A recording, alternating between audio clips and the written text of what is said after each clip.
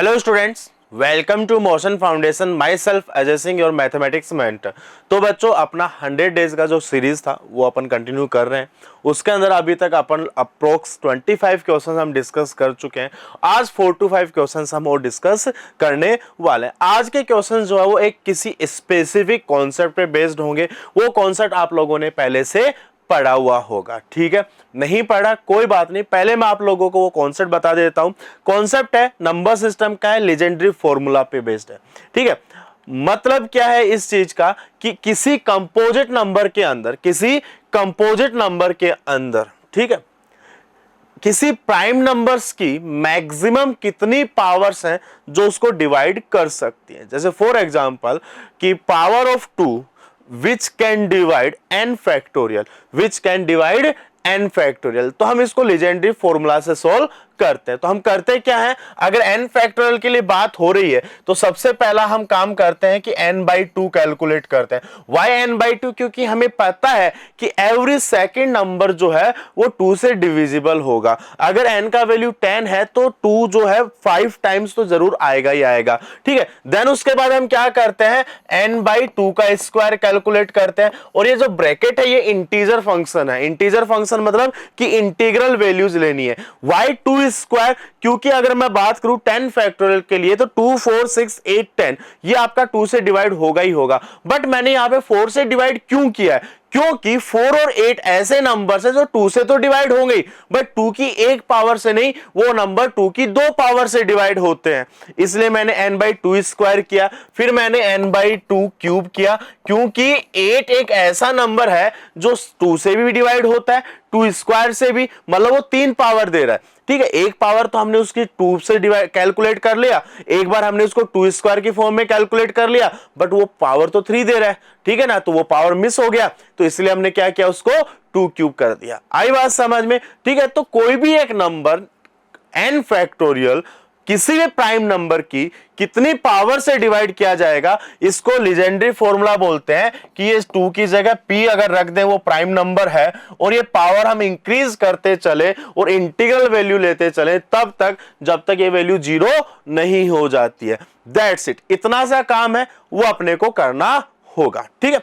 अब बात करते हैं, क्या सर ये फॉर्मूला सिर्फ और सिर्फ प्राइम नंबर्स के लिए एप्लीकेबल है? नहीं, ये हम कंपोजिट नंबर के लिए भी अप्लाई कर सकते हैं। जैसे फॉर एग्जांपल आपसे कोई पूछ ले 6 की largest power which can divide 36 factorial, ठीक है। तो 6 बनाने के लिए हमको एक तो 2 की पावर चाहिए, एक 3 की पावर चाहिए।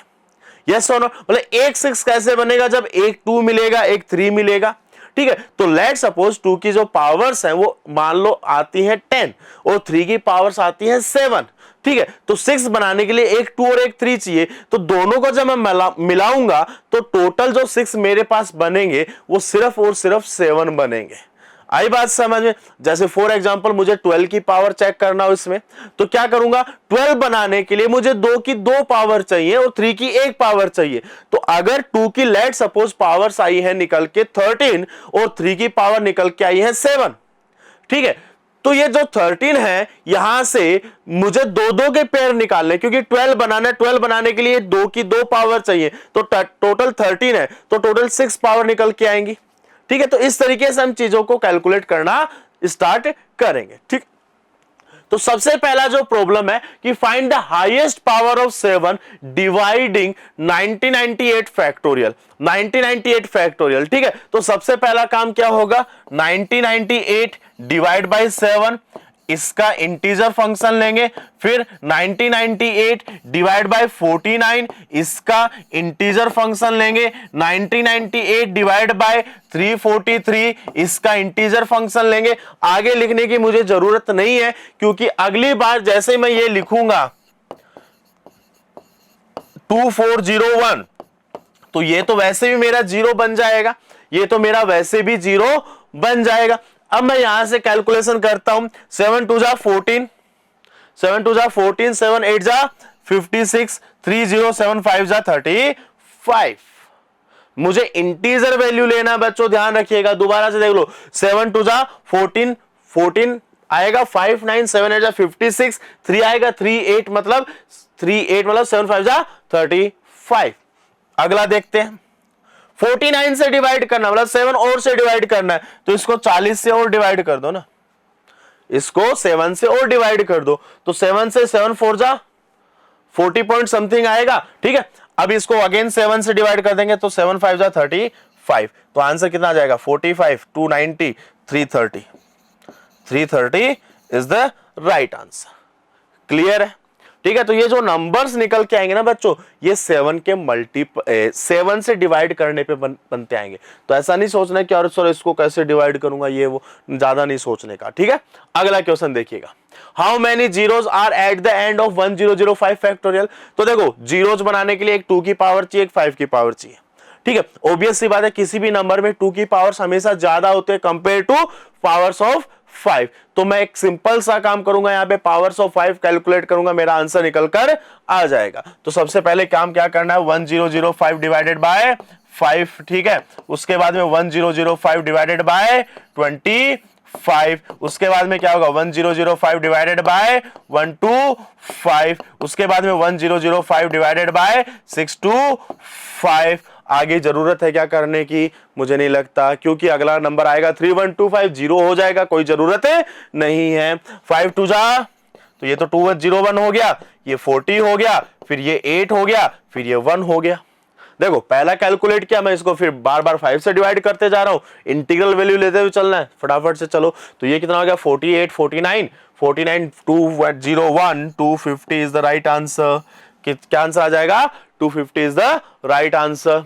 चलो अगला देखते हैं फटाफट से, how many zeros eight the end of 55 factorial. Simple है, अभी अभी किया हमने, तो 55/5 प्लस 55/25 इंटीजर फंक्शन लेना है, तो ये तो हो जाएगा 11 और ये हो जाएगा 2, 11 2 13 इज द राइट आंसर। ठीक है, चलो अगला क्वेश्चन देखिएगा, अगले टाइप की, all positive integers such that x into x plus 180 is a perfect square।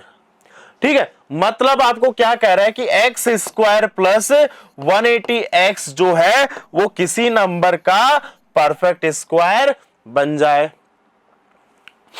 ठीक है ना, बिल्कुल बना देंगे, कोई दिक्कत नहीं है। तो एक काम करते हैं, इस चीज को मैं ऐसा लिख दूं क्या, 2 into 90x plus 8100 equals to m square plus 8100। ऐसा मैंने क्यों लिखा, क्योंकि ये जो चीज अब मेरे को दिखाई दे रही है, ये x प्लस 90 का स्क्वायर बन रहा है और m स्क्वायर इक्वल्स टू 90 का स्क्वायर बनेगा क्या, 90 का स्क्वायर बनेगा क्या। अब यहां से क्या बना सकता हूं, x minus m plus 90, x plus m plus 90 is equals to 90 का स्क्वायर। और 90 का स्क्वायर क्या हो जाएगा, यहां पे अगर हम देखें तो 2 इंटू 3 स्क्वायर इंटू 5, 9 2 जा 18, 5 जा 40, सही है। तो 2 स्क्वायर इंटू 3 पे पावर 4, 3 पे पावर 4, 5 पे पावर 2 बनेगा क्या। मेरे को क्या करना है, x का वैल्यू निकालना है बच्चों। किसका वैल्यू निकालना है, x का वैल्यू निकालना है, पॉजिटिव इंटीजर है। ठीक है, अब यहां पे अलग अलग कॉम्बिनेशन हम बनाने पड़ेंगे।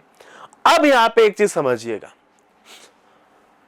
मतलब यहां पे कुछ ऐसा आएगा, ध्यान से इस चीज को समझना, x minus m plus 90, x plus m plus 90। ठीक है, पहली चीज, एक मान लेते हैं इधर k1 आएगा, इधर मान लेते हैं k2 आएगा। ठीक है, अब इन दोनों में इक्वेशंस को ऐड करूंगा तो 2x plus 180 is equals to k1 plus k2 आएगा। ये इवन इसको इवन होना जरूरी है। ये इवन कब होगा, जब दोनों ओड होंगे या दोनों इवन होंगे। दोनों ओड हो ही नहीं सकते, क्योंकि k1 multiply with k2 that should be ना इवन नंबर, तो दोनों ओड तो नहीं हो सकते, मतलब दोनों इवन होंगे। और अगर दोनों इवन होंगे तो एक 2 k1 की तरफ जाएगा और दूसरा k2 की तरफ जाएगा। अब ये आपस में कैसे भी करके डिस्ट्रीब्यूट हो सकते हैं, 3 पे पावर 5 इंटू 5 स्क्वायर हो सकता है, एक तरफ 1 हो, एक तरफ एज इट इज पूरा नंबर हो, एक तरफ 3 हो, एक तरफ 3 क्यूब 5 स्क्वायर हो, एक तरफ 3 स्क्वायर हो, कितने भी कॉम्बिनेशन बन सकते हैं, कितने भी कॉम्बिनेशंस बन सकते हैं। उन सब कॉम्बिनेशंस को देखना है और K1 प्लस K2 का वैल्यू निकालना है। आपसे क्या पूछा गया, find all the positive integers. ठीक है, तो कुछ एक एग्जांपल मैं आपको लेकर दूं, जैसे फॉर एग्जांपल एक तो ये बन जाए, ठीक है, 81 इंटू 2 162, ठीक है, और 25 इंटू 5 50 हो गया। दोनों को कैलकुलेट कर लो और 180 उधर जाके सब्ट्रैक्ट हो जाएगा। ठीक है, अब एक चीज का और ध्यान रखना है कि K1 प्लस K2 का वैल्यू 180 से ज्यादा भी होना जरूरी है। K1 प्लस K2 का वैल्यू 180 से ज्यादा भी होना जरूरी है। क्यों? क्योंकि X की जो वैल्यू है वो यहां पर पॉजिटिव इंटीजर्स है। आई बात समझ में? ठीक है, तो एक जैसे और अपने एक एग्जांपल और ले लेते हैं। 2 इंटू 27, 3 क्यूब इधर दे दिया मैंने, ठीक है, 2 इंटू 25 इंटू 3 75 इधर ले लिया, तो ये हो गया 54, ये हो गया 150। दोनों को ऐड किया तो 204, ये भी 180 से ज्यादा है, और इधर मैंने ऐड किया तो 2123 212, ये भी 150 से ज्यादा है। तो दोनों केस के अंदर सोल्व कर लेंगे अपन चीजों को। ठीक है, तो ऐसे बात उसके बाद तो कुछ भी नहीं है। इनके टोटल जो पॉसिबल फैक्टर्स हैं 5 3 जा 15, उन फैक्टर्स को आपको समझना होगा। अब ये वाला एक नंबर बहुत ही अच्छा क्वेश्चन है, ध्यान से देखिएगा एक बार, वापस से आते हैं इस पे। हाँ इस प्रॉब्लम में है क्या, आपको बोला गया है कि 3 डिजिट नंबर ABC और CBA दोनों डिविजिबल है। ये नंबर्स रिवर्स किए गए हैं, ये नंबर्स रिवर्स किए गए। तो ABC को मैं 100A 10B प्लस C लिख सकता हूं, 100C 10B प्लस A लिख सकता हूं क्या? ठीक है, अगर ये 7 से डिविजिबल हैं दो नंबर्स X और Y, तो एक चीज की और गारंटी है बच्चा लोग, क्या? कि X माइनस Y भी 7 से डिविजिबल होगा। बट वाइस वर्सा ट्रू नहीं है। सॉरी, वाइस वर्सा का क्या मतलब है, ध्यान से सुन। If X and Y are the multiple of 7, then definitely X minus Y will be a multiple of 7. But if X minus Y is a multiple of 7, then there is no guarantee that X and Y will be multiple of 7. Sir थोड़ी आसान भाषा में कैसे समझें इसको?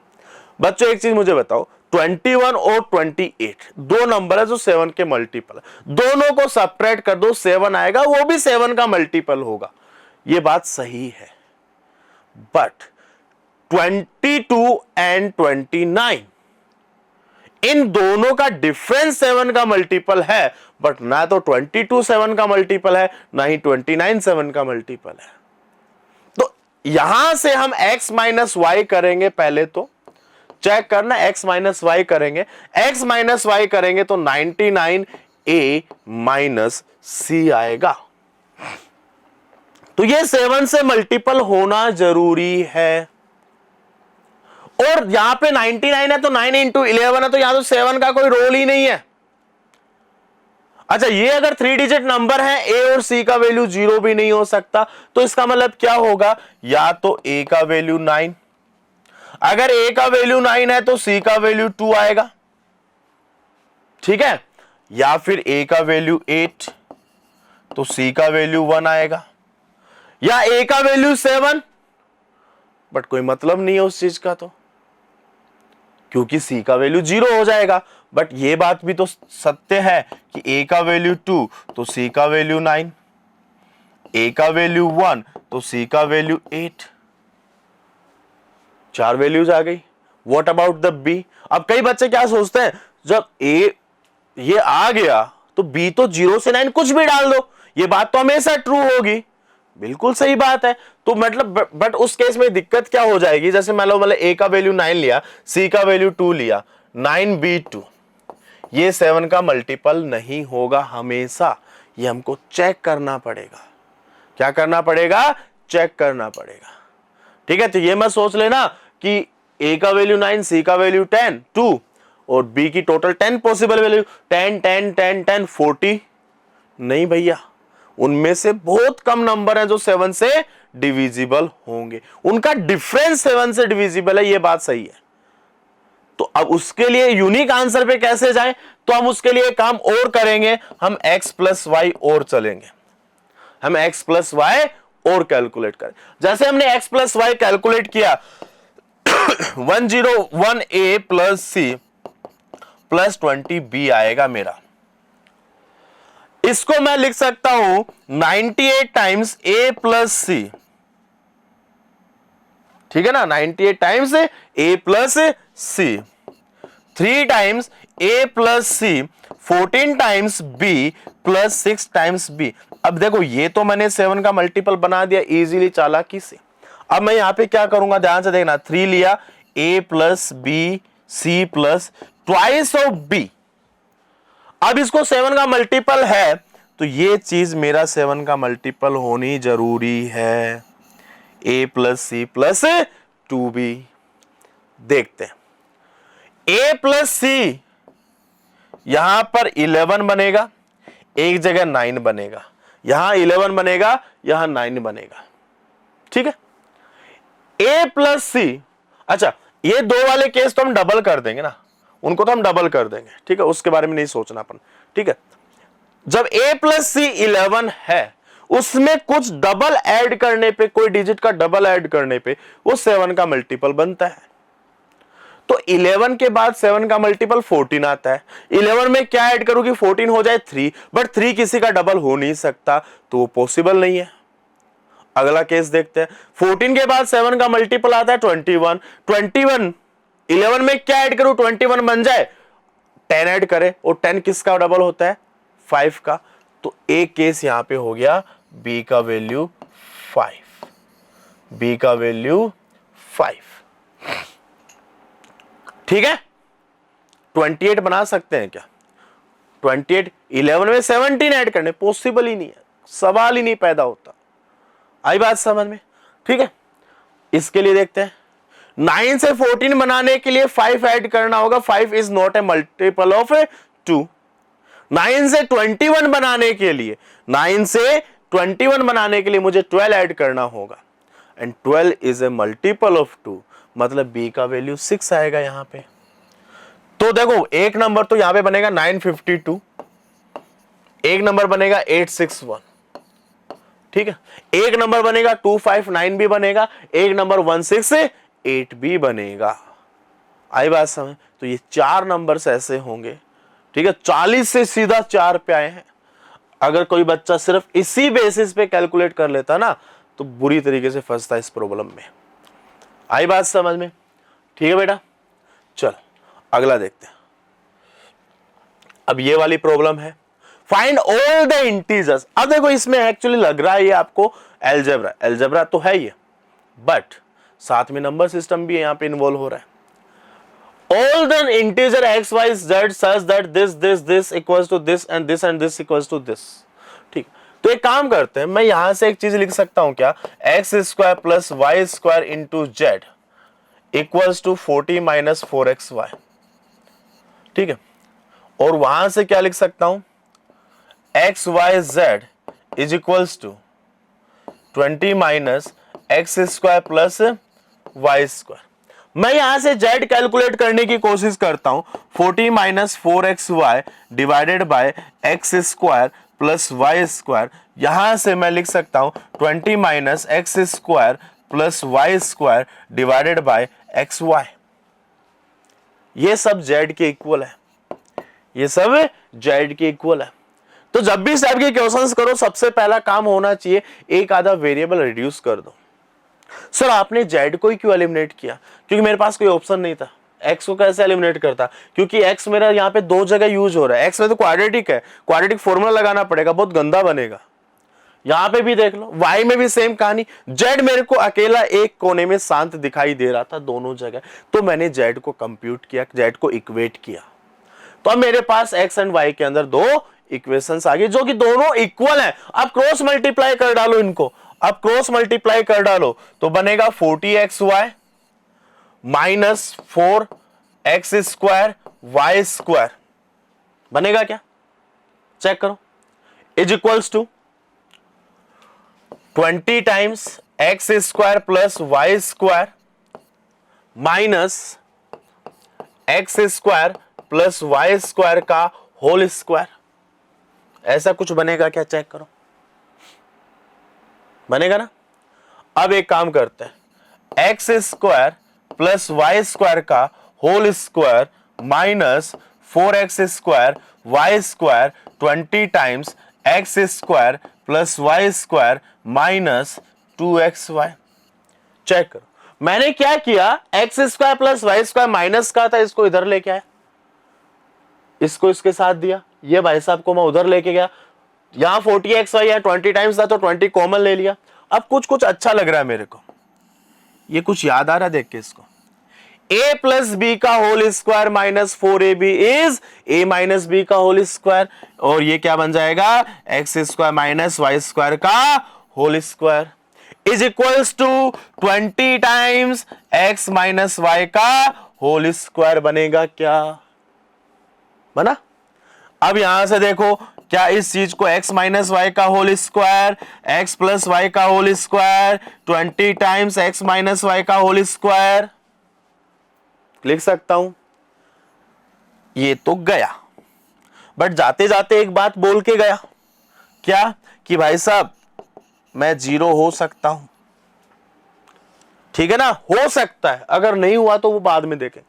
अगर नहीं हुआ तो x प्लस वाई का होल स्क्वायर 20 आएगा, बट ये बात हो नहीं सकती। क्यों? क्योंकि एक्स वाई इंटीजर है तो x प्लस वाई भी इंटीजर होगा, और इंटीजर का एक square 20 is not a perfect square, 20 is not a perfect square. तो यहां पे क्या बोलेगा भाई, ये तो पॉसिबल ही नहीं है, ये तो पॉसिबल ही नहीं है। तो बचा क्या? अब देखो, ये आदत बहुत बेकार होती है, टक टक सर नो सॉल्यूशन, क्योंकि हम जनरली वेरिएबल्स को इग्नोर मारते हैं, जो भी हम कैंसिल आउट करते हैं ना, बट यहां पे देखो आंसर वही दे रहा है कि x और y दोनों इक्वल हो जाएं, क्योंकि x माइनस वाई का वैल्यू 0, मतलब x और y दोनों इक्वल हो जाए। अच्छा, x और y दोनों अगर इक्वल हो भी गए तो क्या होगा, वो भी हमको देखना है। अगर x और y दोनों इक्वल हो भी गए तो क्या होगा, इस चीज पे हम काम करते हैं। तो देखो, x square z y square z, ठीक है, तो यहां से आएगा 2x square z plus 4x square का value 40, x square y square मतलब 2x square plus x square z का वैल्यू 20, यह आएगा क्या? चेक करो, और गौर से देखा ये दोनों इक्वेशन सेम है, ये दोनों इक्वेशन सेम है, क्योंकि इसको 2 से डिवाइड कर दो, यही निकल के तो आ रहा है मेरा, ठीक है। अब एक काम करते हैं, यहां पे z का वैल्यू निकालने की कोशिश करते हैं। तो z इक्वल्स टू व्हाट, क्या आएगा यहां से, 40 minus 4x square upon 2x square. अब इस चीज को मैं क्या लिख सकता हूं, 20 बाय एक्स स्क्वायर माइनस 2। अगर z इंटीजर है तो इसको इंटीजर होना पड़ेगा, अगर z इंटीजर है तो 20 बाई एक्स स्क्वायर को इंटीजर होना पड़ेगा, and x square is a perfect square, तो x का वैल्यू 1 माइनस 1 लो, एक्स स्क्वायर तो प्लस 1 ही बनेगा, ठीक है। तो देखो क्या बनेगा, x का वैल्यू 1 या माइनस 1 लो, जो भी है।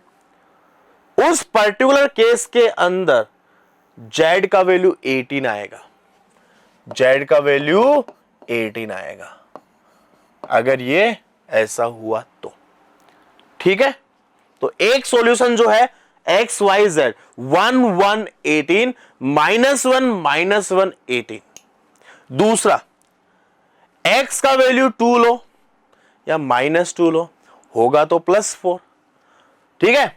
तो दूसरा क्या होगा, x equals to y equals to या तो 2 या माइनस 2, तो क्या बना 4, 5 बाई 4 कितना होता है, 5 बाई 4 होता है, सॉरी 20 बाई 4 कितना होता है 5, 5 माइनस 2 3, तो z का वैल्यू कितना आएगा, 3 आएगा क्या। अगला परफेक्ट स्क्वायर 9 है तो वो तो डिवाइड कर ही नहीं सर, क्योंकि 20 के फैक्टर्स देख रहा हूं मैं, क्या क्या होता है, 1 होता है, 2 होता है, 4 होता है, 5 होता है, 10 होता है, 20 होता है। इनमें से परफेक्ट स्क्वायर कौन है, ओनली 1 एंड 4। तो कितने सॉल्यूशंस आ गए, 1 2 3 4 सॉल्यूशंस आर देयर। ठीक है ना, दैट्स इट। ठीक है, तो चलो